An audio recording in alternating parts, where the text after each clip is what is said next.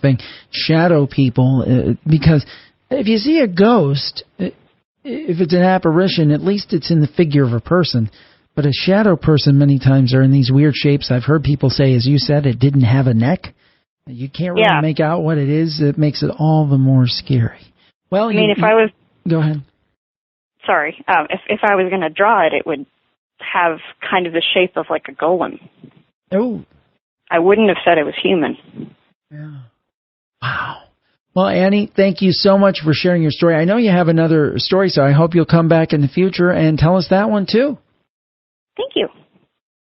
Next up on the campfire is Drew from Arizona. He's going to tell us about a mysterious experience in a cemetery. Drew, welcome to the program. Thanks for sharing your story and tuning in. Tell us what happened. Thank you very much, Jim. Well, so what happened to me was I hang out in cemeteries a lot with some of my buddies. And one of my friends, he wanted to try something this one time in a cemetery where he called it the witching hour. And basically what he told us all to do was we sat in a circle and just waited for a while. There was really no ritual or anything involved. And it was around 11:50, I want to say. And, we're sitting there for a couple of minutes. Didn't really seem like anything happened. So everybody's like, all right, well, let's just all get up and, we'll start walking around, see if we notice anything weird. I really don't know if we tripped it or not. And so we stand up, pitch black in the cemetery. We all turn around and start to walk away from the circle, and all of a sudden the lighting changed from black to green. Kind of weird. Yeah, kind of weird for sure. Oh, yeah. So we're all like, oh, well, that's strange. Everybody noticed it. And so we start walking around, and we're seeing, like shadows off in the distance, like headstones and stuff. They look like people. We're like, maybe we're all just seeing things. And we're walking down this path, and I see this little cloud next to a headstone. And, it's just really tiny clouds. It's not like it's fog or anything. So as I'm walking closer to it, I notice that the cloud actually starts to kind of reveal what it really is. And it's this little girl. And she's standing next to the headstone just waving at me. So I wave back, and she kind of like giggled a little bit and just,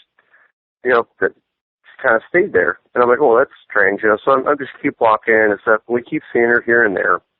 And eventually, we're sitting in front of this mausoleum. And I'm thinking to myself, well, I've always wanted what's in this mausoleum. So I turn around and I look in the front door, which was all glass.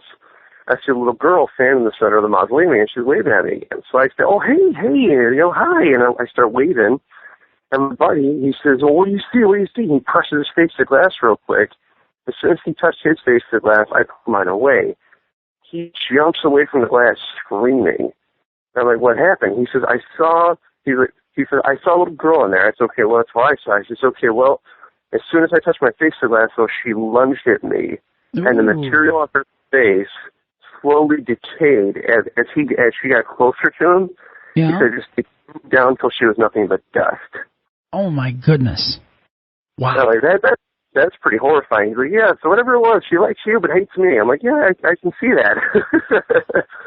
I mean, that's just absolutely frightening. I don't know. That has to be, either it's a mass hallucination or it would have to be paranormal. I think those are basically the possibilities, and it sounds like it's paranormal to me. Boy, wow, what a wild story. And I bet you never think of cemeteries in quite the same way.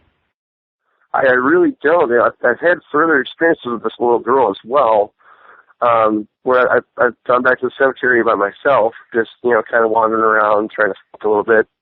And I saw her appear, next to the same exact headstone I saw the first time, and she's waving at me, so I waved at her again. And didn't really think much about it, though. I just kept walking, and I started feeling like someone was following me, so I looked back, and she started actually, appearing next to other headstones along the path. I thought, well, that's interesting, and eventually I started to feel this weight on my back. And so I look up, towards my shoulders, I caught something on the corner of my eye, and it's her face. I'm like, well, that's interesting. So I figured, you know what? If my little sister randomly jumped on my back, she'd probably want a piggyback ride.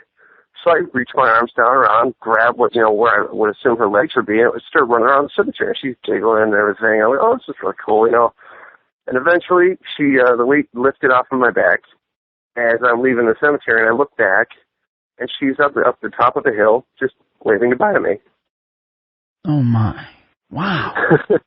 Wow! It was pretty cool. Oh, that's a one of a kind story. I never heard one like that. That's what I love about the campfire. There are always surprises and different stories, and I've been doing this show for 4.5 years now, and we always hear new types of stories, and they're always fascinating. Drew, thank you so much for sharing yours today. Thank you, Jim. Well, I hope you enjoyed the show as much as I did. I certainly appreciate you tuning in, whether you've been listening for several years or if this is the first show. I'd also love to hear your paranormal story, your tale of the supernatural.